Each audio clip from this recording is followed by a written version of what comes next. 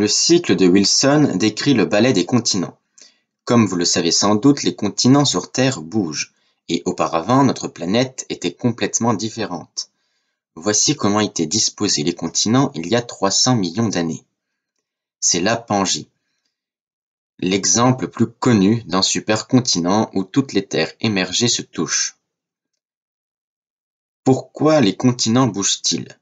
Parce que des plaques tectoniques bougent par convection du manteau. La convection mantélique peut être schématisée à partir d'une casserole remplie d'eau que l'on chauffe.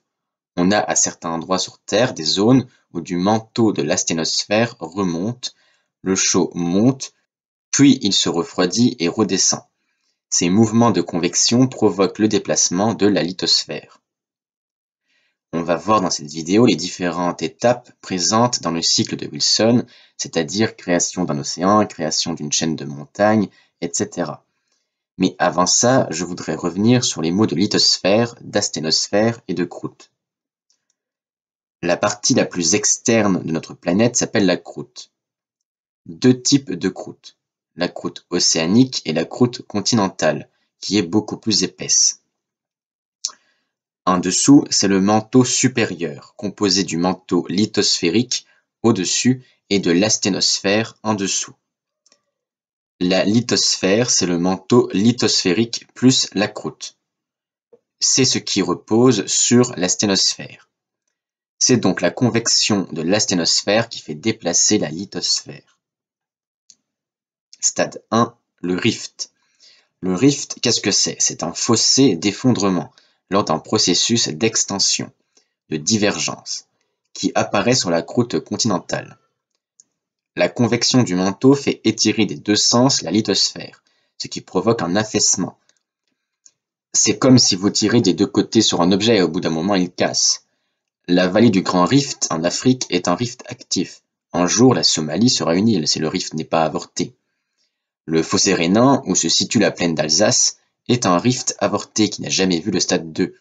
Sans ce phénomène de divergence, l'Alsace n'existerait pas. Le stade 2, c'est l'océanisation, la formation d'un océan et la création de la croûte océanique.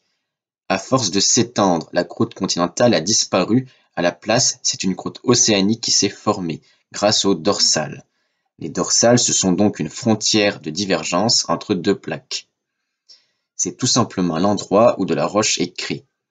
Exemple, la dorsale médio-atlantique, celle qui fait écarter la plaque eurasienne de la plaque nord-américaine.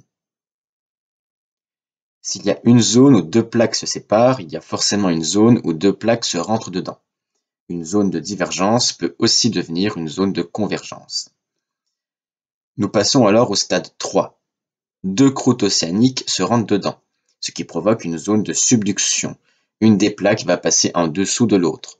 Elle va plonger, formant une fosse océanique. La grosse friction des roches les fait fondre, remonter vers la surface, ce qui crée des volcans, un arc volcanique. On peut citer comme exemple la fosse des Kouriles et les îles Kouriles.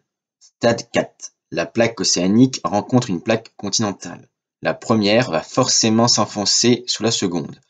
C'est aussi une zone de subduction. On a là aussi une fosse océanique ainsi que des volcans qui se créent, mais cette fois sur la croûte continentale. Exemple, les Andes.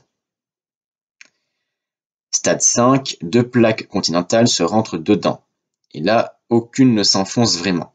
C'est ce qu'on appelle la collision. Les deux plaques se soudent pour n'en former qu'une. Mais la matière ne peut pas disparaître. Elle s'aplatit verticalement, formant des chaînes de montagnes. Exemple, l'Himalaya, rencontre entre la plaque indienne et la plaque eurasienne. On peut terminer avec un stade 6, mais dont la convection du manteau et autres processus tectoniques ne rentrent pas en compte. L'érosion. Les chaînes de montagnes s'érodent, vont disparaître. Par exemple, le massif armoricain en Bretagne, il y a quelques millions d'années, c'était des grandes montagnes.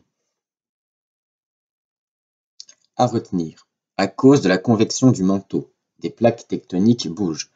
À la base, une zone de divergence se met en place, une zone d'extension, ce qui provoque une rupture en fossé d'effondrement, c'est ce qu'on appelle un rift. Puis ce rift va grandir, de la croûte océanique se forme, le phénomène de divergence continue. Les dorsales sont les chaînes de montagnes sous-marines qui servent de frontière entre les plaques qui se créent. Après la divergence, on a la convergence. Les plaques se rapprochent. Tout d'abord, on a une lithosphère océanique qui passe sous une autre. C'est une zone de subduction. Une plaque passe en dessous d'une autre, ce qui forme un fossé océanique et un arc volcanique. Puis la plaque océanique va passer sous une lithosphère continentale, là aussi par subduction, la croûte continentale étant moins dense que la croûte océanique. Enfin, les deux plaques continentales se rentrent dedans par collision, ce qui entraîne la formation de montagnes, et pour finir, les montagnes s'érodent et disparaissent petit à petit, et on peut recommencer à faire un rift, etc. Voilà, c'est la fin de cette vidéo, n'oubliez pas de l'aimer, de la partager, et surtout abonne-toi. Mercredi prochain, nous verrons une nouvelle roche, le calcaire.